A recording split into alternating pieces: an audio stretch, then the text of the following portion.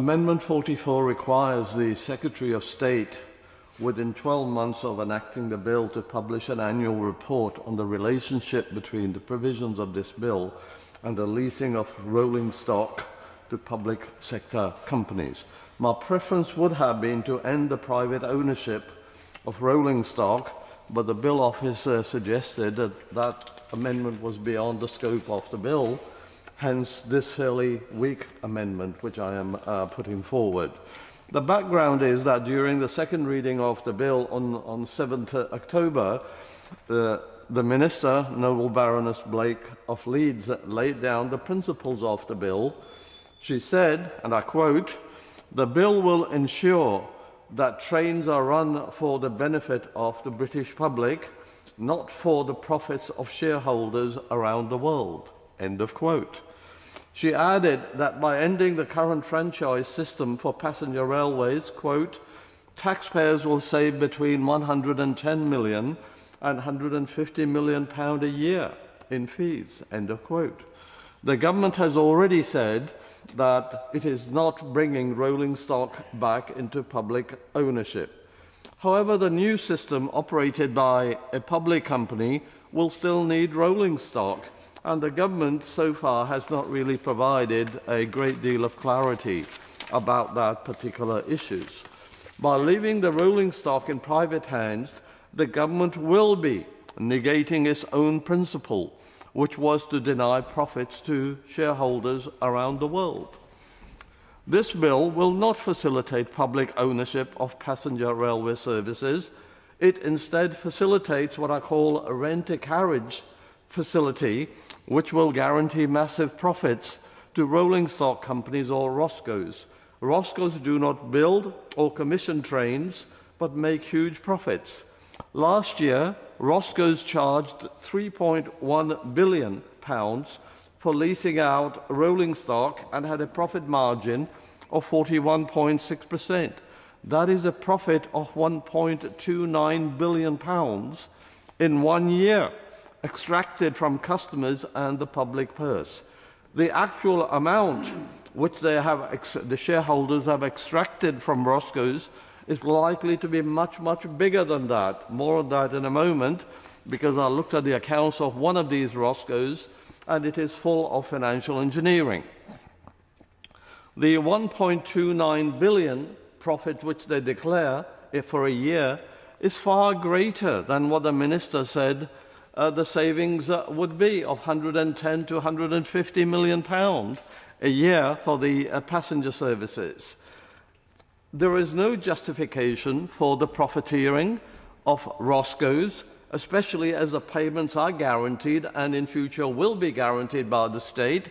Come worse, the state can simply print the money, so the risk is absolutely low. The return should be no higher than the return on any government, than the yield on any government bond, what technically is called the risk-free rate of return. The actual returns extracted by ROSCO shareholders are much, much bigger than the dividends. So let me illustrate that by quotes from the accounts of one of these companies, whose name is Porterbrook. So Porterbrook is owned by foreign shareholders. Canadian pension fund manager Alberta Investment Management is a shareholder. Luxembourg-based Alliance Capital Partners is another shareholder. EDF Invest, which is owned by the French government, is another shareholder in this company. Australian infrastructure investor Hastings Funds Management is another shareholder. The 2023 accounts of Porterbrook show a payment of dividends of £150 million. For 2022, it was £285 million. That is £435 million in dividends just in 2 years, which pales against the total saving, which is far greater than the total saving expected of 110 to 150 million for the publicly operated passenger service. The company also shifts profits through intra-group transactions. In 2023, it paid £154 million interest on its debt, which included £153.5 million to other entities in the same group, not to any outsider, but within the same group.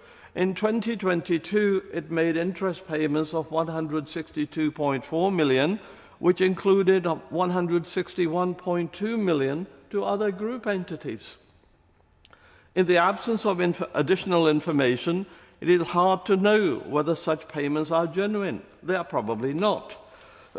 Of course, profits are also shifted to avoid taxes. Interest payments give the company a tax-deductible expense, even though the transactions are not arm's length and may lack economic substance.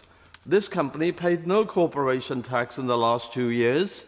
Dividends are paid to foreign investors, and again, they did not pay any UK tax on that.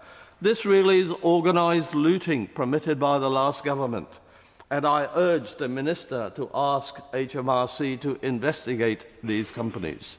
So over the last 2 years, Porterbrook extracted at least £750 million returns for its shareholders, or an average of £375 million a year. This is far greater than 110 to 150 million, which the government hopes to save by ending passenger rail franchises. I have only referred to one company, which by no means is the largest one. I'm sure the Minister guessed the substance of my arguments here. Billions of pounds can be saved by ending the role of current Roscoes in the railway industry. Leasing out rolling stock is effectively a license to print money. I understand from rail company executives that the useful economic life of a carriage is around 30 years or more. The cost of the carriage is normally recovered through rental or leasing arrangements in a period of 5 to 7 years. This being so, the rental charges of 23 to 25 years are pure profit, nothing else. There is absolutely no economic justification for this.